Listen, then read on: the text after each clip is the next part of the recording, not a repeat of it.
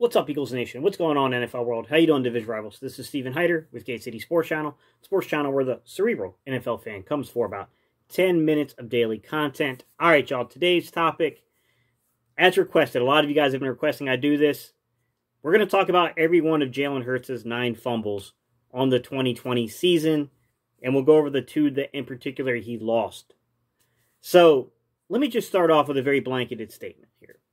Look, guys, I'm the person, you guys know, I open up my intro here and I invite people in from division rivals to the rest of the NFL world to talk with us here. I'm not a guy that says, you know, oh, mind your own business or stay with your team. Like, that's nonsense, all right?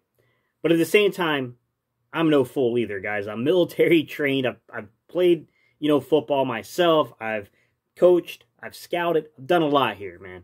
I know negative people when I see negative people. So when we get into conversations, guys, and we're talking about, like, Jalen Hurts being ranked 31st, my takeaway is, who cares about a preseason ranking? You're trying to rank a guy on the preseason. Like, it just doesn't matter. It doesn't matter in that situation, guys. But more specifically, I think there's an accepted conversation where people are just generalized discussing football, and they're talking about, like, hey, you know, here's some of the positives all from Jalen Hurts, but I got to ask you as an Eagle guy, like, you know, what are your fears about this young man when it comes to his ball security or something? Like, there's a way of approaching it, right? So there's the negative people who are trying to project the way they feel about themselves or their team onto an individual player, yourself, or your team. You just got to know the distinguishing line there, guys, and I think that plays into some of this stuff, guys. But, all right, without further ado, guys, I have 9 plays to get through, and it's a lot to get through, so I got to go fast, all right? So let's go to Week 3, Cincinnati. Jalen Hurts does fumble the ball here.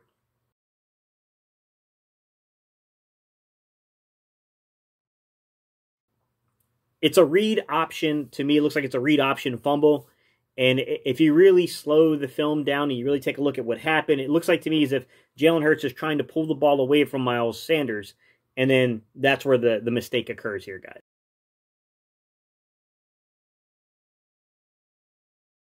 This is what I'll say. I'm not going to overvalue or overhype that kind of a mistake that gets made, because we're talking about Jalen Hurts' only 5th snap period in the NFL, okay? 5th snap period. He was inactive week 1. Week 2, he's primarily used as a misdirection, but never really touched the ball.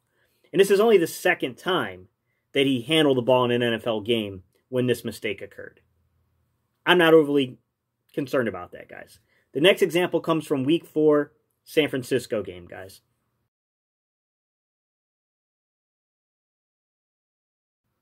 Kelsey's snap it's fumbled, man. But if you watch that snap, guys, and just kind of playing it out and watching this,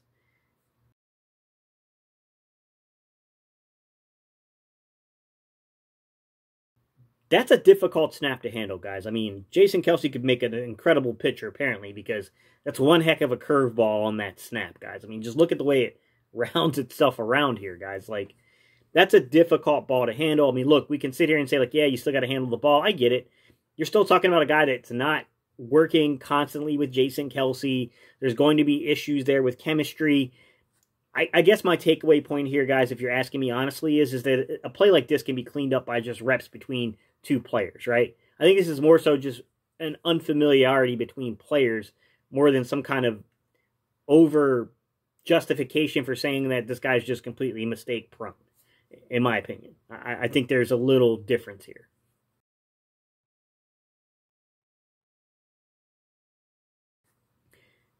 Next issue comes up in Week 9 versus the New York Giants, guys. Look, here's what I'll say. Jason Kelsey had a pretty rough year last year. And if you go back to that Giants game, just watch the snap. I'll slow it down. Watch where the ball hits, guys. Like,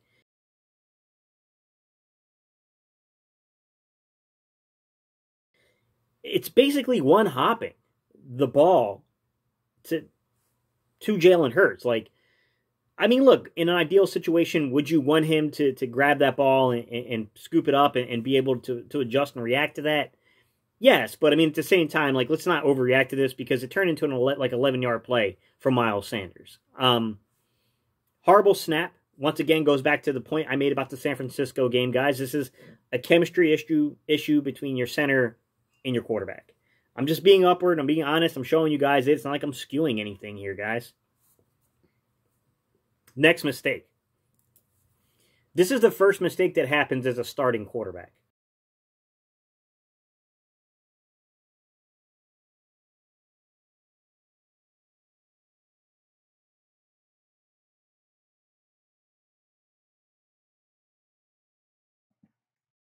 This is the New Orleans game, all right? It's a zone read. He's been killing New Orleans the entire time with the zone read. And eventually they get to him. They stand him up, and they strip the ball from him. This is the first play I'll say, guys, in Week 14. This is the first play where I really feel like, okay, look, you could say the Week 3 game against Cincinnati with the zone, the read option, he's got to be better with the ball there. But, I mean, that's a chemistry issue. That's a really tough play. That's the second time you're really handling the ball in an NFL game, and it's a complex, thing like a zone read. This is the first one where I feel like, okay, you had weak reps. You had those, the reps in practice, and, this is internal to Jalen Hurts, right? This is the first time you got to say, hey, this is a ball security issue. You got to be a little better with the ball here, but already we're 4, fumbles into this, and we're only talking about one play where you really genuinely feel that way so far, okay? All right, Week 15, Arizona, 3 separate occasions. This was a tough game. Jalen Hurts fought, but mistakes happened here, guys. I'm not going to sit here, and I'm not going to lie.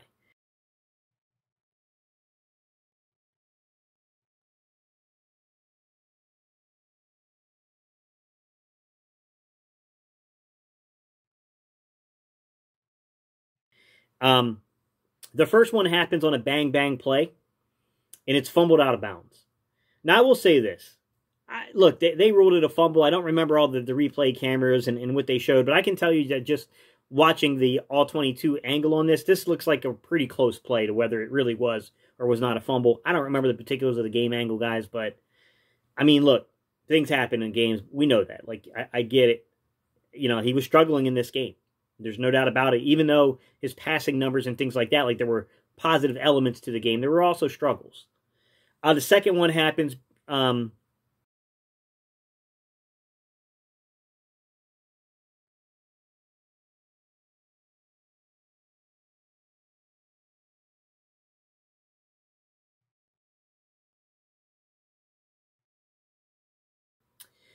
It's a weird circumstance. I think most quarterbacks is going to happen to. We can make some nuanced points about him reading this, the situation, reading the routes faster and getting the ball out quicker. But it's just one of those things where your arm's just about to come forward and the defender gets to your arm, okay, and they get you for a strip. Yeah, I mean, look, young quarterback, second game as a starter, mistakes are going to happen. Mistake happened here. It's turnover. This is a big turnover-worthy game. I'm not going to lie to you, all right?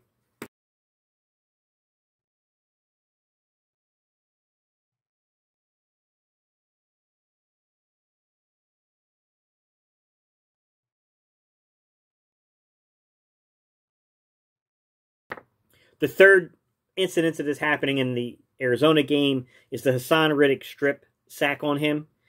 And look, I mean, we can talk all we want to, but Jalen kept his composure on this play. Yes, he got strip sacked, okay? He keeps his composure, he recovers the ball, completes a boot, and throws an absolute dart into, the tight end there, into Goddard. So, I mean, yeah, he got stripped there, guys. No doubt. I understand some people are saying, yeah, Arizona, that game in particular, ball security really was an issue. And he's got to be better. I get it, guys. I do. But there's complexity to the situation, and he's showing positive attributes at the same time, too. All right, Dallas.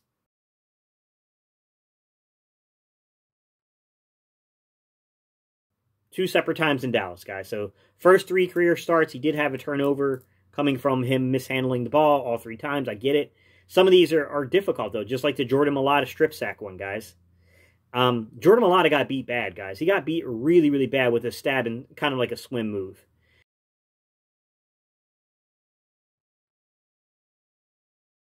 Randy Gregory really caught him on that play. It's a tough ask of Jalen Hurts here because they're trying to wait on Goddard to hit that wheel route. Goddard's kind of sneaking out on the wheel route there.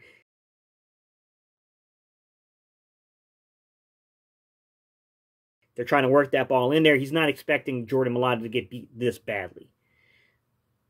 Sensing pressure, okay, I get the nuance of this, that, this is about sensing pressure, but I can't just lay the fault at Jalen Hurts' feet without pointing out the fact that there are more there are better ways of beating cover 3 than what Doug elected to go to on this wheel route, okay?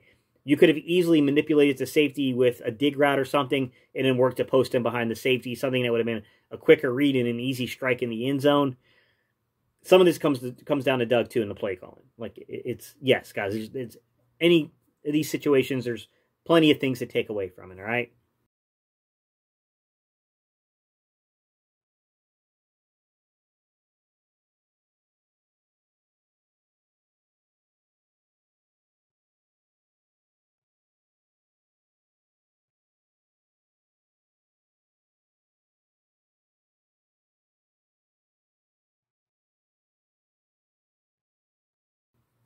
The 9th and last fumble comes in the Dallas game. It's the second one. This is a scramble drill late in the 4th quarter.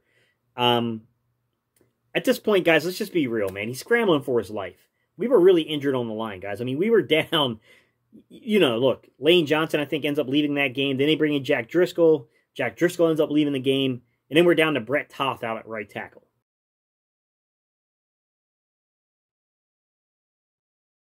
That's not ideal, guys. I mean, come on. Like, the offensive line was just completely ate up at this point. It's a scramble drill. It's late in the 4th quarter. He's trying to make a play, and he makes a mistake.